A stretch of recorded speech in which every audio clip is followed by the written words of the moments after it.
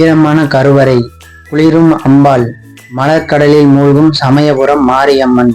சமயபுரம் பூச்சொரிதல் விழா இந்தியாவின் தமிழ்நாடு மாநிலம் திருச்சிக்கு அருகில் உள்ள சமயபுரம் மாரியம்மன் கோவிலில் கொண்டாடப்படும் ஒரு முக்கிய திருவிழாவாகும்.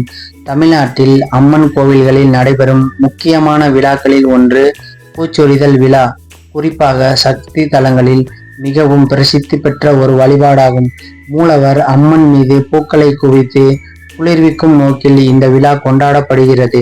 பக்தர்கள் தங்கள் வேண்டுதல் நிறைவேறுவதற்காகவும் அம்மனுக்கு நன்றி தெரிவிக்கும் வகையிலும் வாழ்வில் வளம் பெருகுவதற்காகவும் இவ்விழா கொண்டாடப்படுகிறது.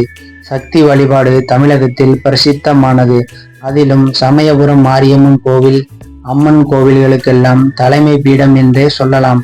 அந்த வகையில் தமிழ்நாட்டில் உள்ள மாரியம்மன் கோவில்களில் மிக முக்கிய கோவிலான திருச்சி சமயபுரம் மாரியம்மன் கோவிலில் நடைபெறும் பூச்சொரிதல் விழா மிகவும் புகழ்பெற்றது.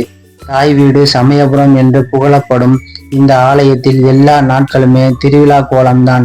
இந்த கோவிலில் ஆண்டுதோறும் பூச்சொரிதல் விழா வெகு விமரிசையாக நடத்தப்படுகிறது.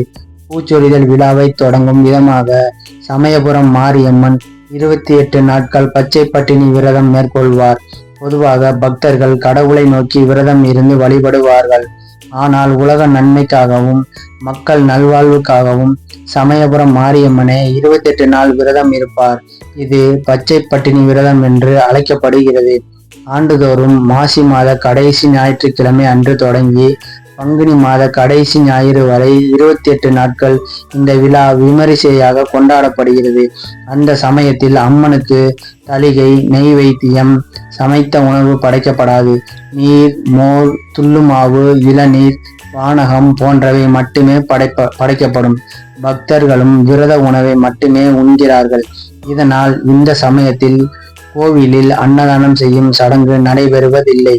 அம்பாளின் கருவறையை சுற்றி எப்போதும் நீர் நிறைந்திருக்குமாறு ஈரத்தன்மையுடன் வைத்திருக்கிறார்கள்.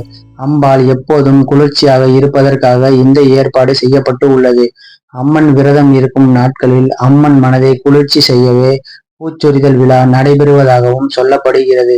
இந்த 28 நாட்களிலும் ஒவ்வொரு ஞாயிற்றுக்கிழமையும் அம்மனின் விரதம் நல்லபடியாக நிறைவு பெறவும் அம்மனை குளிர்விக்கவும் பக்தர்கள் கூடை கூடையாக விதவிதமான மலர்களை தலையிலும் யானை மீதும் சுமந்து வந்து அம்மனுக்கு சாற்றி வழிபடுகின்றார்கள்.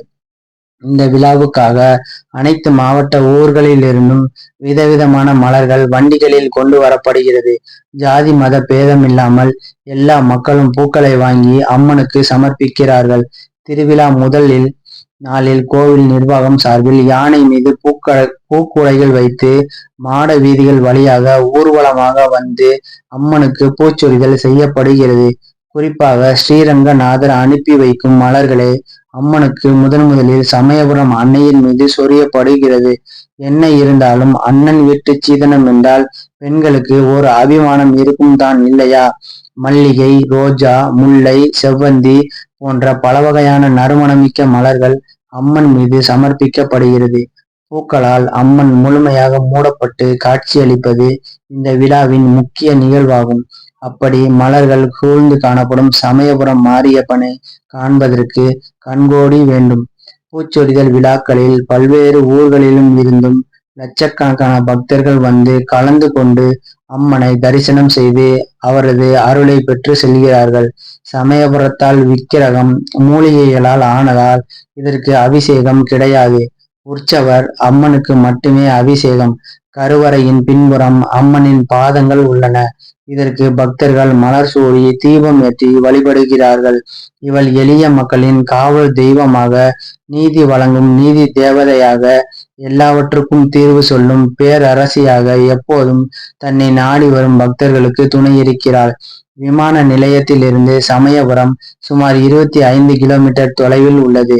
அங்கிருந்து டாக்ஸி அல்லது கார் மூலம் கோயிலை அடையலாம். திருச்சி மத்திய பேருந்து நிலையத்திலிருந்தும் சத்திரம் பேருந்து நிலையத்திலிருந்தும் சமயபுரத்திற்கு அடிக்கடி அரசு மற்றும் தனியார் பேருந்துகள் உள்ளன.